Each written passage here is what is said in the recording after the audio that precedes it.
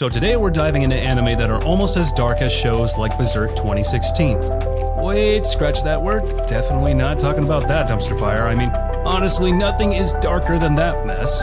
But if you're a rom-com fan, you might want to look away, because today's list is all about the top 10 darkest anime that will absolutely wreck your mind. So buckle up, it's about to get a little intense.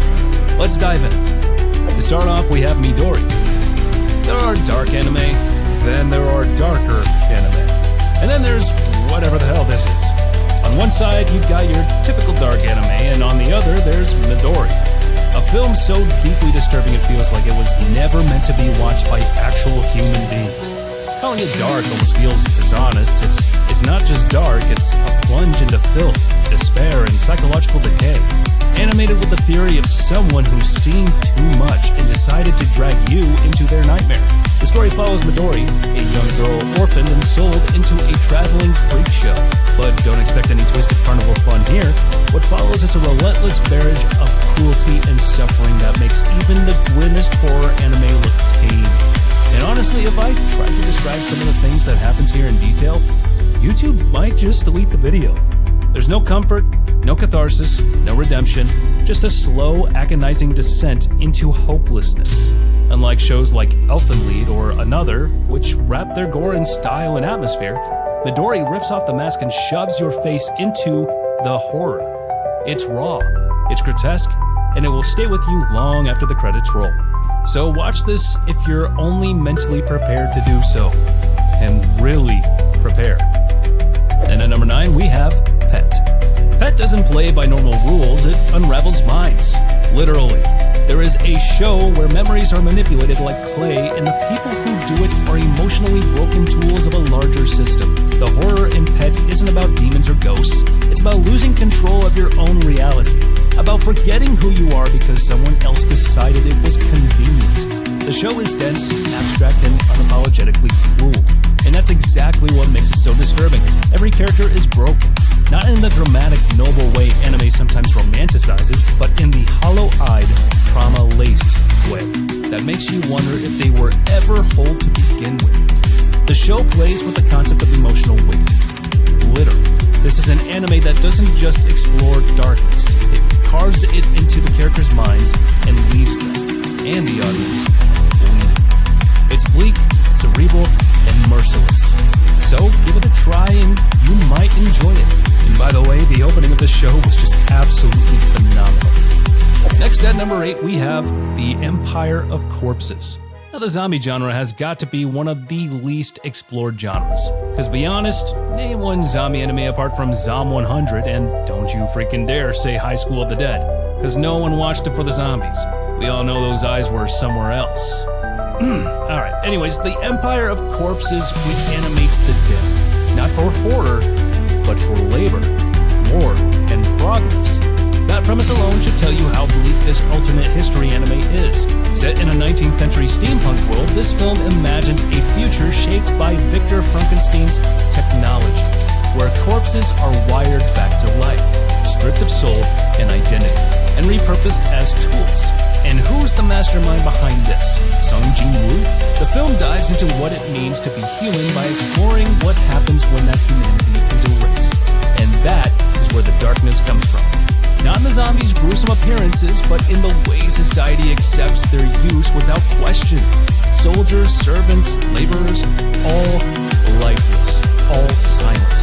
The world has normalized dehumanization, and the few who resist it are portrayed as mad, dangerous, or obsolete. This is Full Metal Alchemist Brotherhood without hope, but it isn't about zombies. It's about the death of dignity. So watch it if you're in the mood to watch something messed up. After that, at number 7, we have Gleipnir. Gleipnir is what happens when you take the body horror of Parasite, the moral collapse of Future Diary, and the not-so-family-friendly tension of Devilman Crybaby. Then mash them into something even less stable, and this anime doesn't tiptoe into the darkness. It cannonballs into it. At its core, it's about a high school student who can transform into a gruesome monster and the unstable girl who literally climbs inside him to fight. And as weird and inappropriate as it sounds, it's just the starting point. Everything about Gleipnir feels corrupted. The transformations are gruesome, the powers are unnatural, relationship is steeped in manipulation, desperation, or just pure violence. The characters aren't trying to become heroes, they're trying to survive long enough to understand what the hell is happening. And in the process, they lose whatever innocence they had left. The show presents power as a curse, identity as a mask, and morality as something negotiable.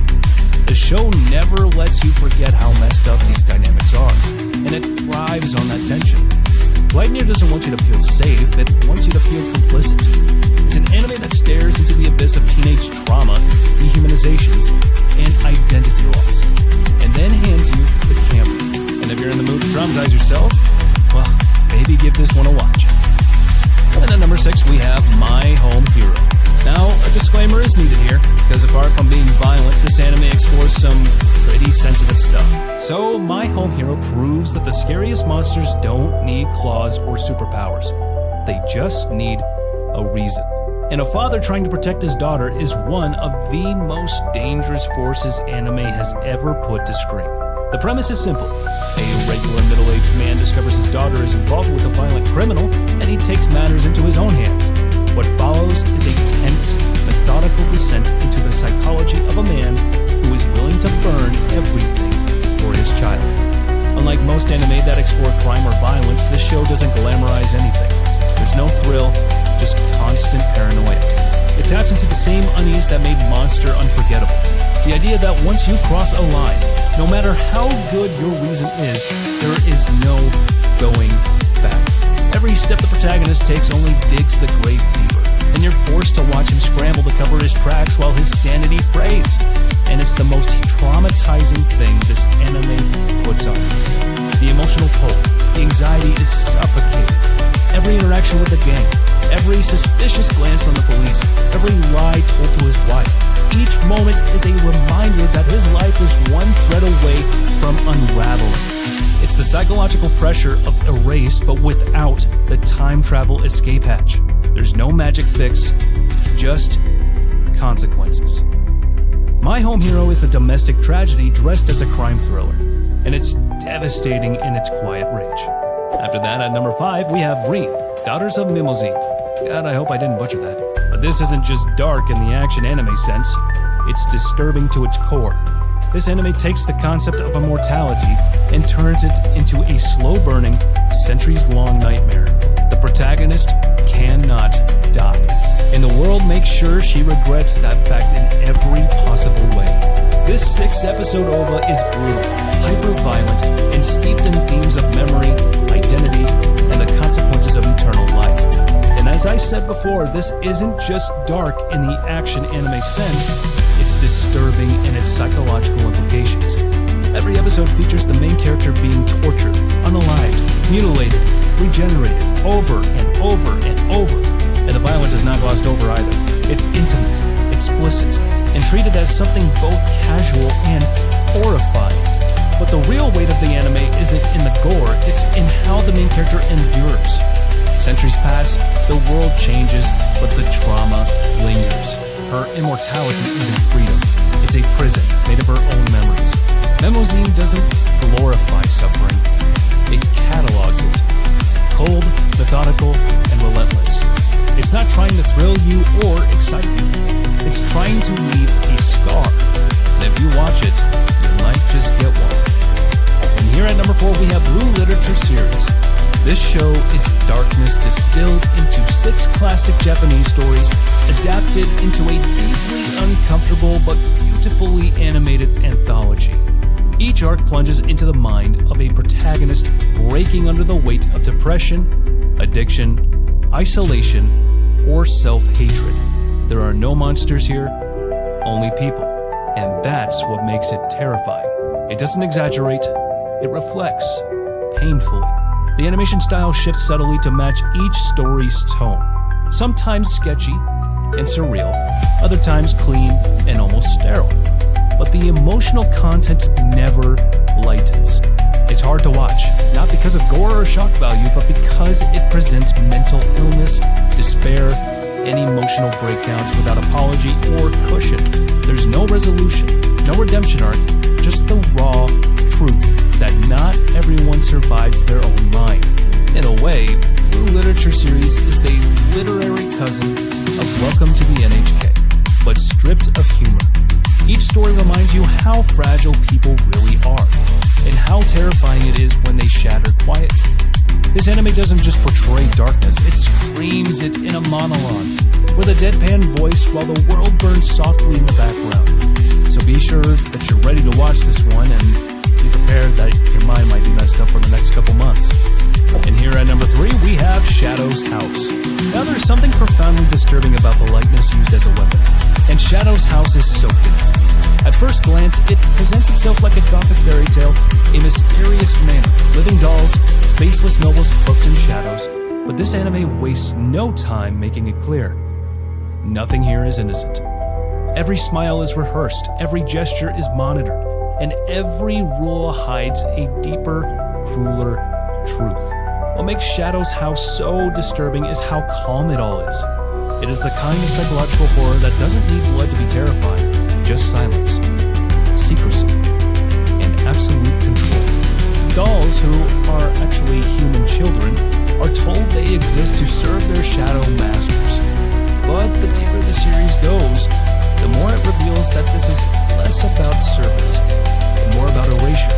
These kids are groomed to surrender their very selves in the name of perfection. The system isn't chaotic, it's efficient. Oppression is organized. Rebellion is suicidal. And worst of all, many of the characters don't even realize they're imprisoned. That's a rare kind of darkness. Something that The Promised Neverland did really well. And we're not going to talk about season 2, so let's not go there. But this show is horror in its most elegant, calculated form. A psychological cage lined with velvet. Then in the second spot, we have ID Invaded. So, imagine Psychopaths if the mental health warnings were more than just flavor text.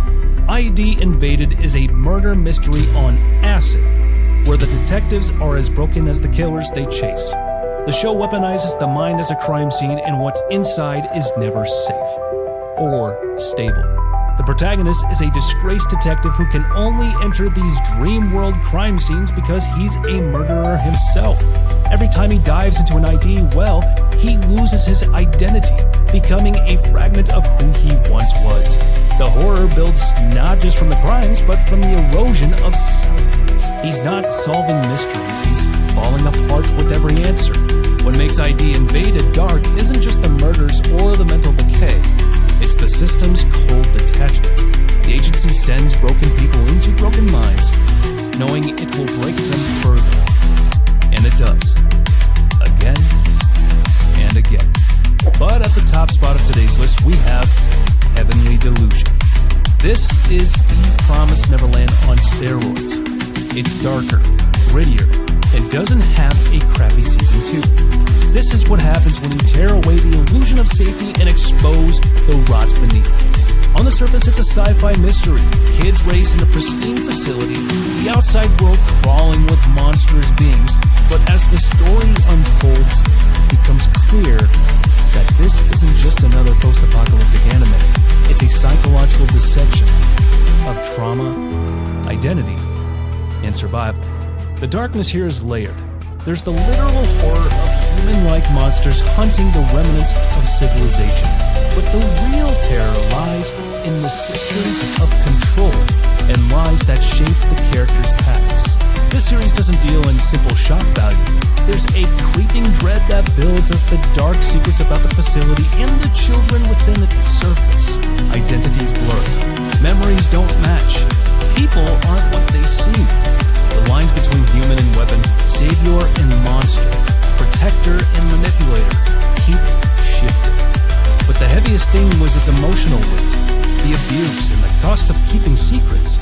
It pushes boundaries, not for provocation, but to ask what happens to innocence when the world dies and the truth is poison. Heavenly Delusion doesn't just show a ruined world. It makes you feel the sickness in its bones. It's not about hope. It's about what you become when hope is gone. Well, that's the list for today, guys.